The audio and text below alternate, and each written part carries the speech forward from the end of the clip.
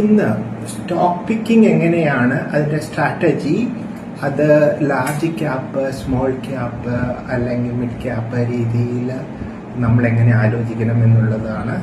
പിന്നെ കഴിഞ്ഞ ആഴ്ചത്തെ ഒരു റിവ്യൂ കൂടെ തരാം. ലാർജ് ക്യാപ്പ് എന്ന് പറയുന്നത് വലിയ കമ്പനികളാണ്. ഈ കമ്പനികൾ നമ്മൾ ഇൻവെസ്റ്റ് ചെയ്താൽ അത് കുറച്ചുകൂടി സ്റ്റേബിൾ ആണ്, റിസ്ക് കുറവാണ്. പക്ഷെ അത് നമുക്ക് തരുന്ന പ്രൈസ് ഇൻക്രീസ് ജനറലി ഇപ്പോൾ ഒരു ഉദാഹരണത്തിന് പറയുകയാണെങ്കിൽ 10% ആണെന്ന് വിചാരിക്കുക. മിഡ് ക്യാപ്പ് എന്ന് പറയുന്നത് കുറച്ചുകൂടി റിസ്ക് ഉള്ള കമ്പനികളാണ്, അതിന് 15% കിട്ടാം. സ്മോൾ ക്യാപ്പ് എന്ന് പറഞ്ഞാൽ അതിനേക്കാൾ കൂടുതൽ ലാഭം കിട്ടാം, പക്ഷെ അതിന് റിസ്ക് ഒത്തിരി കൂടുതലാണ്. ചിലപ്പോൾ അതിന്റെ ലാഭം കൂടുന്നത് പോലെ തന്നെ കുറയാം. അതാണ് ഞാൻ റിസ്ക് എന്ന് ഉദ്ദേശിക്കുന്നത്. റിസ്ക് എന്ന് പറഞ്ഞാൽ പോസിറ്റീവും നെഗറ്റീവും ഉണ്ട്. അത് തന്നെയല്ല, ചില സ്മോൾ ക്യാപ് കമ്പനികൾ ആകെ അത് ഇവിടെ നിന്ന് അപ്രത്യക്ഷമാകുകയും ചെയ്യാം. അപ്പോൾ അതാണ് ലാർജ് ക്യാപ്പിനകത്തും മിഡ് ക്യാപ്പിനകത്തും ആണ് സാധാരണ ആളുകൾ ഇൻവെസ്റ്റ് ചെയ്യുക എന്ന് നമ്മൾ അഡ്വൈസ് ചെയ്യാറ്. പക്ഷെ സ്മോൾ ക്യാപ്പ് ഹയർ റിസ്ക് ഉള്ളവർക്ക് എടുക്കാം. ഇത് ഇൻസ്റ്റിറ്റ്യൂഷൻസ് ആണ് ഇത് ചെയ്യുന്നതെങ്കിൽ, അതായത് നമ്മൾ മ്യൂച്വൽ ഫണ്ട്സിലൊക്കെയാണ് ചെയ്യുന്നതെങ്കിൽ അവർ സാധാരണ വെയിറ്റേജ് ഒരു 75-80% അത് പലതരത്തിലുള്ള ഫണ്ട് ഉണ്ട്. എന്നാലും 75-80% ഒക്കെ അവർ ലാർജ് ക്യാപ്പിലേക്കാണ് പോവുക. കാരണം ഇൻവെസ്റ്റേഴ്സിന്റെ കോൺഫിഡൻസ് ലെവൽ നിലനിർത്തണമെങ്കിൽ നമ്മൾ ലാർജ് ക്യാപ്സിലാണ് അവർ കൂടുതൽ ഫോക്കസ് ചെയ്യുക. മീഡിയം റിസ്ക് ഉള്ള മിഡ് ക്യാപ്പിൽ കുറച്ചിടും, പക്ഷെ സ്മോൾ ക്യാപ്സിൽ വളരെ കുറച്ചേ ഇടുള്ളൂ. അഥവാ ഇടുകയാണെങ്കിൽ അവരെ എക്സ്പ്ലിസിറ്റ് ആയിട്ട് പറയും ഹൈ റിസ്കി ഫണ്ടാണ് ഇത് എന്ന് പറയും. അതുകൊണ്ടാണ് നമ്മൾ സ്റ്റാർട്ട് ചെയ്യുന്നവര് ലാർജ് ക്യാപ്പിൽ ആണ് ഓറിയന്റ് ചെയ്യേണ്ടത്. പിന്നെ നന്നായിട്ട് പഠിച്ചിട്ട് നമുക്ക് കോൺഫിഡന്റ് ആണ്, റിസ്ക് ആപ്പിറ്റൈറ്റ് ഉണ്ട്, പൈസ പോയാലും കുഴപ്പമില്ല എന്നുള്ളവർ സ്മോൾ ക്യാപ്പിലേക്ക് പോകാം. റിസ്ക് എന്ന് പറയുമ്പോൾ കൂടുതൽ ലാഭവും തരാം, അതുപോലെ കൂടുതൽ നഷ്ടവും തരാം. ഇപ്പോൾ ആകെ നോക്കുകയാണെങ്കിൽ 2020 കോവിഡിന് ഒന്ന് ഇടിഞ്ഞതിന് ശേഷം 2024 വരെ നമുക്ക് സ്റ്റേബിൾ ആയിട്ടുള്ള ഒരു റിട്ടേൺ ആണ് സ്റ്റോക്ക് ഇൻവെസ്റ്റ്മെന്റ് റീറ്റെയിലേഴ്സിന് കിട്ടിയിരുന്നത്. 2025 അത് ഒന്നും കിട്ടിയില്ല എന്നോ നഷ്ടത്തിലായി എന്നോ ഇരിക്കാം. കാരണം എപ്പോഴും വില കൂടിക്കൊണ്ടിരിക്കാൻ പറ്റില്ല. അതിന് ഒരു ചെറിയ ഒരു കറക്ഷൻസ് എപ്പോഴും ഉണ്ടായേ പറ്റുള്ളൂ. 2025 ഉണ്ടായി എന്നുള്ളത് കൊണ്ട് അത് ഇനിയും അങ്ങനെ തന്നെ ആവണം എന്നില്ല. നമ്മൾ വില കൂടുമ്പോൾ വാങ്ങുകയും വില കുറയുമ്പോൾ ഇട്ടിട്ട് പോവുകയും ചെയ്യുന്ന ഒരു സ്വഭാവത്തിൽ നിന്ന് മാറിയാൽ സ്റ്റോക്ക് ഇൻവെസ്റ്റ്മെന്റിൽ നമുക്ക് സസ്റ്റെയിൻ ചെയ്യാൻ പറ്റുള്ളൂ. എപ്പോഴും നമ്മൾ അറിയേണ്ടത് നമ്മുടെ സ്റ്റോക്കിന്റെ വില നിശ്ചയിക്കുന്നത് പല ഫ്ലക്ച്വേഷനും പല ഫാക്ടേഴ്സും ഉണ്ട്. ഫൈനലി അതിന്റെ ആ കമ്പനിയുടെ ഏർണിങ്സ്, അത് നമ്മൾ കോർപ്പറേറ്റ് ഏർണിങ്സ് എന്ന് പറയും, അതിലേക്കാണ് വിരൽ ചൂണ്ടുക. അത് നന്നായതാണെങ്കിൽ ഇന്നല്ലെങ്കിൽ നാളെ ഒരു നല്ല വിലയിലേക്ക് വരും. അതിന് നമ്മൾ ഇന്ത്യയിലെ സ്ഥിതി വെച്ച് നോക്കിയാൽ ഏതൊരു കൺട്രിയുടെയും നോമിനൽ GDP അനുസരിച്ചിട്ടാണ് അത് കോർപ്പറേറ്റ് ഏർണിങ്സ് ജനറലി ഉണ്ടായിരിക്കുക. നോമിനൽ GDPയെ അഫക്റ്റ് ചെയ്യുന്ന നല്ലൊരു നമുക്ക് നോക്കാവുന്ന ഇൻഫ്ലേഷനാണ്. ഒരു 3 to 4 വരെ കുഴപ്പമില്ല.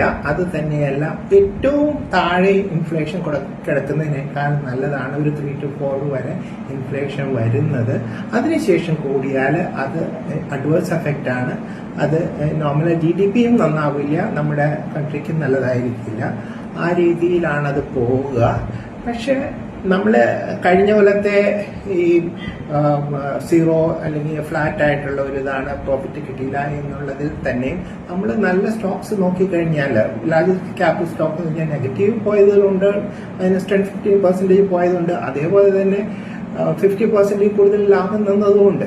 അതായത് ഇതെപ്പോഴും ഒരു മിക്സ്ഡ് ആണ്. നമ്മൾ ആ സ്റ്റോക്ക് പിക്ക് ചെയ്യുന്നത് എങ്ങനെയാണ് എന്നുള്ളതാണ് അതിനകത്ത് മാറ്റർ ചെയ്യുന്നത്. അപ്പോൾ നമുക്കത് സ്റ്റോക്ക് പിക്ക് ചെയ്യുമ്പം നന്നായി സ്റ്റഡി ചെയ്തിട്ട് അത് എടുക്കാൻ പറ്റുമെങ്കിൽ അത് നമുക്ക് ലാഭമേ തരികയുള്ളൂ. പിന്നെ സെല്ല് ചെയ്യുന്നതിന് ഒരു സ്ട്രാറ്റജി ഉണ്ട്, അത് വേറൊരു ദിവസം പറയാം. അതിനു മുമ്പ് ഞാൻ ഉദ്ദേശിക്കുന്നത് ഇന്ന് ഈ കഴിഞ്ഞ ആഴ്ചയിൽ 2 ന്യൂസുകൾ വന്നിരുന്നു. ലോകത്തിലെ 2 ഏറ്റവും വലിയ എക്കണോമീസ് ആണ്, ഒന്ന് ചൈന, ഒന്ന് അമേരിക്ക. ഈ ചൈനയുടെ ന്യൂസ് എന്താണെന്ന് പറഞ്ഞാൽ അവർ കണ്ടമാനം സബ്സിഡി കൊടുക്കുന്നുണ്ട് ഇൻഡസ്ട്രി, അങ്ങനെയാണ് അവിടുത്തെ ഇൻഡസ്ട്രി സസ്റ്റെയിൻ ചെയ്യുന്നത്. അത് കോമ്പറ്റീറ്റീവ് ആക്കുന്നതും അങ്ങനെയാണ്. അത് 4% കൂടുതൽ GDP കൂടുതൽ വന്നപ്പോൾ അത് IMF അവരോട് പറഞ്ഞു അത് റീസ്ട്രക്ചർ ചെയ്യണം, ഇല്ലെങ്കിൽ കുഴപ്പമാണ് എന്ന് പറഞ്ഞു. അതുകൊണ്ട് ആ കൺട്രിക്ക് തന്നെ ലോങ് ടൈമിൽ കുഴപ്പമുണ്ടാകാം എന്നുള്ളത് കൊണ്ടായിരിക്കാം അവർക്കത് റീസ്ട്രക്ചർ ചെയ്യേണ്ടി വരും. ആ ന്യൂസിൽ നിന്ന് നമുക്ക് പിക്ക് ചെയ്യാവുന്ന എന്താണെന്ന് വെച്ച് കഴിഞ്ഞാൽ നമുക്ക് പല സെക്ടേഴ്സിലും നമുക്ക് അവർക്കൊപ്പം പിടിച്ച് കയറാൻ പറ്റും. അതായത് ഇപ്പൊ തന്നെ ആന്റി ഡംപിംഗ് ലോ ഉണ്ട്, അത് മെറ്റൽസും സ്പെഷ്യാലിറ്റി കെമിക്കൽസും നമുക്കത് ബെറ്റർ ആയിട്ടാണ് കിടക്കുന്നത്. രണ്ടാമത് ഇനി ലോങ് ടേമിൽ ഇപ്പൊ ഇലക്ട്രോണിക് മാനുഫാക്ചറിങ്ങോ അല്ലെങ്കിൽ ഫാർമയുടെ ടോട്ടൽ ഇന്റഗ്രേഷൻ, അതായത് വെർട്ടിക്കൽ ആയിട്ടുള്ള ഇന്റഗ്രേഷൻ എന്ന് പറയും, അതിന്റെ കെമിക്കൽസും മുതൽ അതിന്റെ സപ്ലൈ ചെയിൻ കംപ്ലീറ്റ് ആവുന്നവരെ, പിന്നെ EV റിന്യൂവബിൾ എനർജി, ഇതൊക്കെ നമുക്ക് കുറെ കൂടി മുമ്പോട്ട് പോകും. കാരണം അവർക്ക് സബ്സിഡി കുറയ്ക്കേണ്ടി വരും. പിന്നെ നമുക്ക് ഇൻഫ്രാസ്ട്രക്ചർ എന്ന് പറയുന്ന ഒരു സംഗതിയിൽ ഇപ്പോൾ ആർട്ടിഫിഷ്യൽ ഇന്റലിജൻസ് ഇൻഫ്രാസ്ട്രക്ചർ വലിയൊരു വിഭാഗമാണ്. അതിനകത്തും നന്നായിട്ട് നമുക്ക് ഇംപ്രൂവ് ചെയ്യാൻ ഒരു ലോങ് ടേമിൽ പറ്റും. അപ്പൊ ഈ ഏരിയകൾ നമ്മൾ വാച്ച് ചെയ്യുക. പിന്നെ നമ്മുടെ PSUs എപ്പോഴും ലാഭം തരുന്നുണ്ട്. പക്ഷെ ഞാൻ പറയുന്നത് എന്താണെന്ന് വെച്ച് കഴിഞ്ഞാൽ എഫിഷ്യൻസി എപ്പോഴും ഏതൊരു കമ്പനിക്ക് ഒരു PSUവും ഒരു പ്രൈവറ്റ് കമ്പനിയും ഉണ്ടെന്നുണ്ടെങ്കിൽ ഒരു ഓപ്പൺ കോമ്പറ്റീഷൻ ആണെന്നുണ്ടെങ്കിൽ നാച്ചുറൽ എഫിഷ്യൻസി വരിക പ്രൈവറ്റ് കമ്പനീസിനായിരിക്കും. അപ്പോൾ നമ്മൾ അങ്ങോട്ടേക്ക് കോർപ്പറേറ്റ് ഏർണിങ്സ് അങ്ങോട്ടേക്ക് പോകാൻ സാധ്യതയുണ്ട്. അത് പഠിക്കാം. പിന്നെ ഈ കഴിഞ്ഞ ആഴ്ചയിൽ US-ന്റെ ഒരു ട്രേഡ് ഡെഫിസിറ്റ്, അവരുടെ കൺട്രിയിലെ ട്രേഡ് ഡെഫിസിറ്റ് കൂടിയിരിക്കുന്നു എന്നുള്ള ഒരു റിപ്പോർട്ട് വന്നിരുന്നു. അത് എങ്ങനെ ബാധിക്കും എന്ന് ചോദിച്ചു കഴിഞ്ഞാൽ അവരുടെ ട്രഷറി ബോണ്ടിൽ അവർക്ക് ഇൻട്രസ്റ്റ് കൂട്ടേണ്ടി വരും. അപ്പോൾ US ഡോളർ വീക്കർ ആവും ഗ്ലോബലി. അപ്പോൾ ഗോൾഡിന്റെ പ്രൈസ് കൂടാൻ സാധ്യതയുണ്ട്. നമ്മൾ ഹെഡ്ജിങ്ങിനെ കുറിച്ച് നേരത്തെ പറഞ്ഞിട്ടുണ്ട്. ഹെഡ്ജിങ് എന്ന് പറയുന്നത് നമ്മൾ ഇപ്പം നമുക്ക് നഷ്ടം വരാൻ പോകുന്ന ഒരു കാലത്തിൽ നമ്മൾ സൂക്ഷിച്ചു വെക്കേണ്ടതാണ് ഹെഡ്ജിങ് എന്ന് പറയുന്നത്. അത് ഗോൾഡ് എന്ന് പറയുന്നത് ഹെഡ്ജിങ്ങിനായിട്ട് ഉപയോഗിക്കാവുന്ന ഒരു സംഗതിയാണ്. നമുക്കിപ്പം ഇലക്ട്രോണിക്സിന് ഹെഡ്ജിങ്ങിന് ഇന്ത്യ ഗവൺമെന്റ് അധികം സപ്പോർട്ട് ചെയ്യുന്നില്ല എങ്കിലും ഇവിടെ ഇന്ത്യയിലുള്ള ETFs സെബിയുടെ കൺട്രോളിൽ ഉണ്ട് എന്നാണ് എൻ്റെ അറിവ്. പക്ഷെ അതൊക്കെ നമുക്ക് ആലോചിക്കാവുന്നതാണ്. കാരണം ഇൻസ്റ്റന്റ് ആയിട്ട് നമുക്ക് വാങ്ങുകയും വിൽക്കുകയും ചെയ്യാവുന്നതാണ്. അതിന് ഇൻകം ടാക്സ് റൂൾസ് മാത്രമേ അതിന് ബാധകമായിട്ട് വരുള്ളൂ. പിന്നെ ഇതിന്റെ ഒപ്പം നമ്മൾ കാണേണ്ടത് INDO-US ട്രേഡ് ഡീൽ ആയി വരുന്നു എന്നുള്ളതാണ്. അവിടെ തന്നെ നമുക്ക് പല ഓപ്പർച്യൂണിറ്റി ഉണ്ട്. നേരത്തെ പറഞ്ഞ ഇലക്ട്രോണിക്സ്, ഫാർമ, IT-നെ ഒരു AI ആയിട്ട് ഇന്റഗ്രേറ്റ് ചെയ്ത് കഴിഞ്ഞാൽ നമുക്ക് അതിന് സാധ്യതയുണ്ട്. ടെക്സ്റ്റൈൽസ്, ജ്വല്ലറി, ഇതെല്ലാം നല്ലതാണ്. ഇവിടെ 2 കാര്യങ്ങളാണ് നമ്മൾ പറയേണ്ടത്. നമ്മുടെ US-ന്റെ ട്രേഡ് ഡീൽ വന്നതോടൊപ്പം ബാക്കി യൂറോപ്പിന്റെ ട്രേഡ് ഡീൽ വരുന്നു. അതേപോലെ തന്നെ പല കൺട്രീസിന് വരുന്നുണ്ട്. അപ്പൊ നമുക്ക് അവിടെയെല്ലാം ഒരു പോസിറ്റീവാണ്. +1 പോളിസികൾ പല രാജ്യങ്ങൾ എടുക്കുന്നു, നമുക്ക് പോസിറ്റീവാണ്. ഇതൊക്കെ ലോങ് ടേമിലുള്ള ഇംപ്ലിക്കേഷൻസ് ആണ്. പിന്നെ സ്റ്റോക്ക് പിക്ക് ചെയ്യുമ്പോൾ നമ്മൾ പുതിയ സെക്ടേഴ്സ് വന്നത് ഞാൻ പല വീഡിയോസിൽ ഇട്ടിട്ടുണ്ട്. അത് നമുക്ക് നോക്കാവുന്നതാണ്. എന്താണെങ്കിലും ഓരോ സ്റ്റോക്ക് ടിപ്സും ഞാൻ ഡെയിലി തരുന്നുണ്ട്. ഇത് കൂടാതെ വരുന്ന ഈ ജനറൽ നമുക്ക് എന്ത് സ്ട്രാറ്റജി ഉപയോഗിക്കണം എന്നുള്ളത് ആണ് ഞാൻ ഇപ്പോൾ പറയാൻ ഉദ്ദേശിച്ചത്.